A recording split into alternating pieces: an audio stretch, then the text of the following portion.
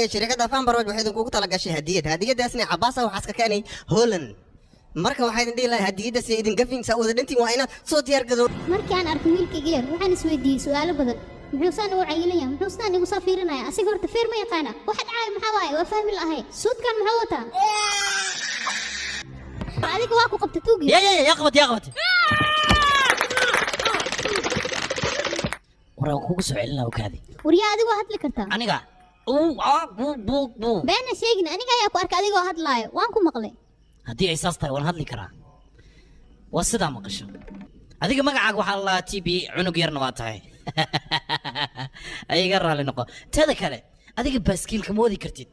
ilmaha taas ayaad dheer tahay cunug yaroon baaskiil wadi karinna muxuu caruur ka yahay caruurnimadaada qalad waa adiga wax badan ayaa lagaaga baahan yahay inaad samayso 7 sano ayaa kugu qoran ya 7 sano bar aniga inaa wax idin sheeg ayaan rabaa hay weliba si gooni ah soo sheeg waaye canugan arrintiisa ayaan igala hadli rabaa walaalka arrintiisa dhaqso nagala hadlay kan ma walaalka ii sheega idinka intee ka keenteen ii sheega cirka moo ka soo dhacay mase dhulka ka soo baxay